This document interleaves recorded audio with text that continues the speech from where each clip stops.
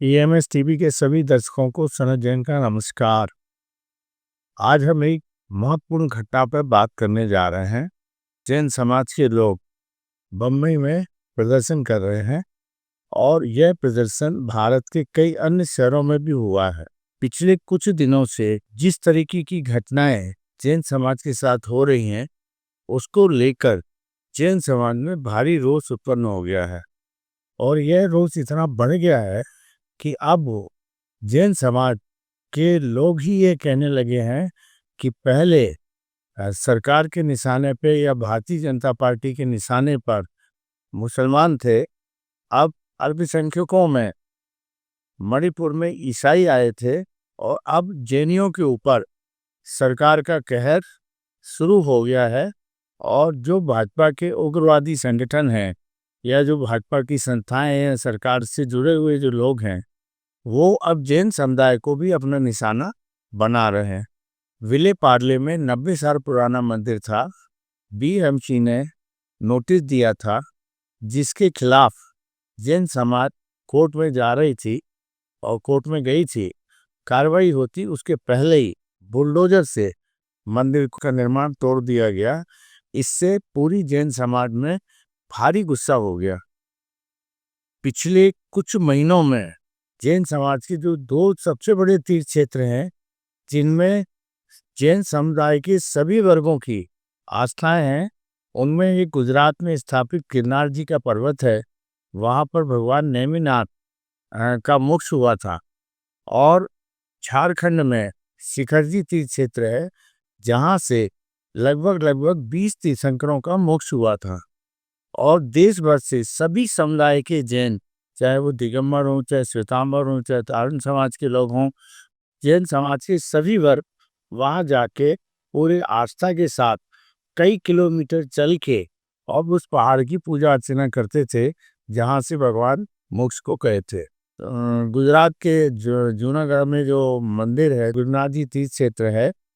वहाँ पर भी कुछ लोगों ने कब्जा करके और वहाँ जैनियों को आने जाने में बहुत सारे प्रतिबंध लगा दिए हैं और उन्हें अपनी धार्मिक पद्धति से पूजा पाठ नहीं करने दी जा रही है। ऐसे ही स्थिति शिखरजी तीर्थ क्षेत्र में भी है, जहाँ पर जैनियों को रोका जाता है, उनसे पैसे मांगे जाते हैं और तरह तरह के व्यवधान पिछले एक साल में शुरू हो गए हैं। और ये सब ऐसे लोगों द्वारा किए जा रहे हैं जो जैन धर्म के अनुयायियों को प्रताड़ित कर रहे हैं और उनकी धार्मिक स्वतंत्रता पर खलल उत्पन्न कर रहे हैं। बम्बई की घटना और हो गई। इसके पहले अभी जबलपुर में भारतीय जनता पार्टी की मंडल अध्यक्ष जागृति शुक्ला और विधायक के प्रतिनिधि के बीच एक ऑडियो वायरल हुआ है, जिसमें उन्होंने जैनियों को रावण बता दिया है और जैनियों को अल्पसंख्यक बताते हुए जैनियों के बारे में इतनी गंदी भाषा में उस ऑडियो में बात की गई है। तो उससे ऐसा लगता है कि भारतीय जनता पार्टी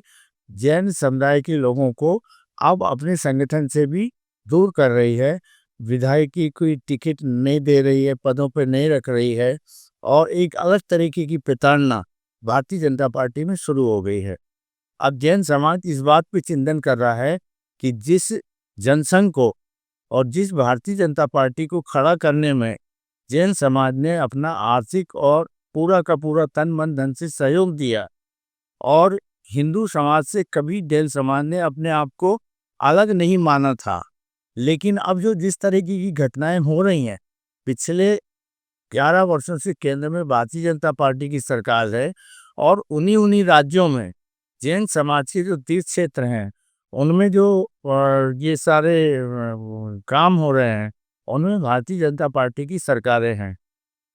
हमेशा से जैन समाज जो है अहिंसक समाज रहा है। हर जीव में वो देखता है कि सब वनस्पति तक में जीव है और प्रकृति के सारे समुदाय के साथ जुड़ के हमेशा जैन समाज सभी वर्गों को साथ लेके चलता रहा है और जन्मभूमि को और राजाओं की आज्ञा को जैन धर्म हमेशा प्रधानता में रखता आया है। लेकिन पिछले कुछ वर्षों में जिस तरीके के हिंदू संगठन जैन मंदिरों में जाके या जैन स्थलों पर जाके और किसी भगवान की मूर्ति रख रहे हैं, किसी देवी देवताओं की मूर्ति रख रहे हैं, तो उसको लेकर जो विवाद उत्पन्न किए जा रहे हैं, तो उससे जैन समाज पहली बार भयाक्रांत भी है और उद्वेलित भी है। और वो ये मान के चल रहा है कि हिंदू संगठन जो हैं, वो जैन समाज के लोगों का उत्पीड़न कर रहे हैं। अभी कुछ दिन पहले नीमच में एक घटना हुई, जहाँ पर श्वेतांबर जैन साधु रात में शाम को विहार करते हुए आ रहे थे। अंधेरा हो रहा था, तो वो वहाँ के बजरंगबली के मंदिर में वहाँ रुक गए थे कि सुबह भोर होते साथ चले जाएंगे। मंदिर प्रशासन ने इसकी अनुमति भी दी थी। फिर रात में उनके साथ मारपीट की गई, और ऐसी मारपीट की गई कि उनको बचाना मुश्किल हो गया था। लेकिन किसी तरीके से मंदिर प्रशासन के कुछ लोग आए और उनको मुनि महाराजों को, श्वेतांबर मुनि जो थे, उनको बचाया। वो इतने लहूलुहान थे कि उनको अस्पताल ले जाना चाहते थे, तो उन्होंने कहा कि रात में ना तो उनको इलाज लेते हैं और ना हम कोई दवाई वगैरह भी लेते हैं। तो वो रात भर वहाँ पर मंदिर में रहे, और सुबह उन्हें नीमच के जैन स्थानक में ले जाया गया, और वहाँ अस्पताल से फिर डॉक्टर आए और उनकी मलहम पट्टी और इलाज की प्रक्रिया शुरू हुई। तो जैन समाज के ऊपर, जैन मुनियों के ऊपर, जैन संस्थानों के ऊपर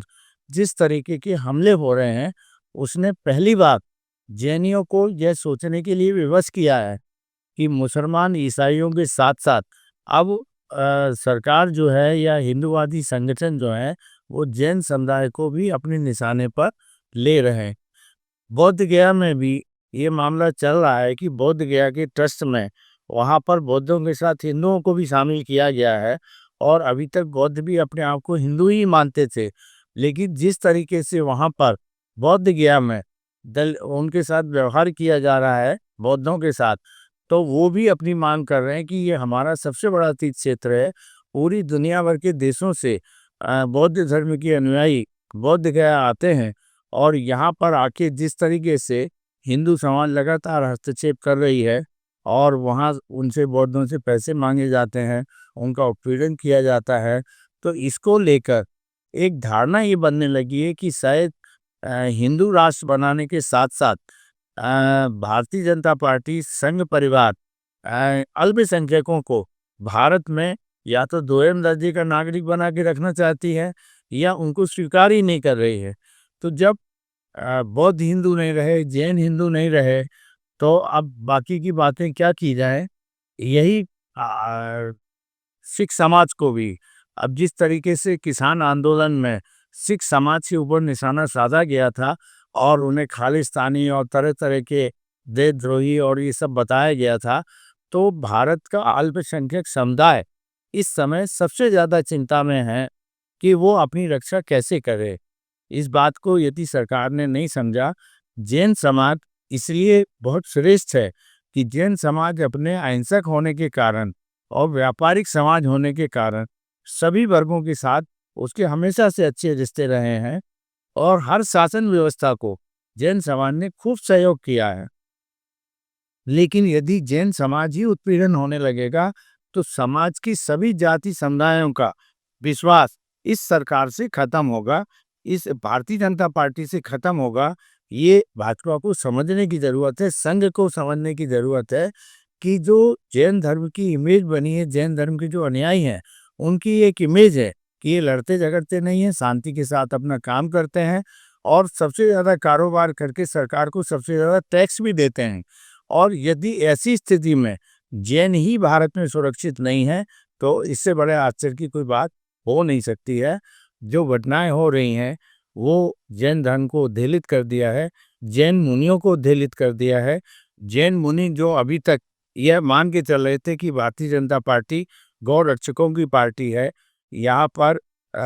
हत्याएं रुकेंगी, जानवर सुरक्षित रहेंगे, प्रगति का संवर्धन होगा, लेकिन इससे ठीक उल्टा यदि होता हुआ वो देख रहे हैं, तो जैन धर्म के अनुयायियों का विश्वास इन सारी घटनाओं ने मतलब एक हिसाब से उनको घबराहट में डाल दिया है कि वो करें तो क्या करें। तो इसमें सरकारों को सोचना चाहिए, खास तौर से जहाँ से भारतीय जनता पार्टी की सरकारें हैं, डबल इंजन की सरकारें हैं। यदि वो इस मामले को गंभीरता से नहीं लेती हैं, तो वो एक अपना ऐसा बहुत बड़ा वर्ग से दूर होने की प्रक्रिया में जा रही हैं, जहां आगे चल के उन्हें बहुत बड़ा नुकसान होगा, यही कहा जा सकता है। नमस्कार।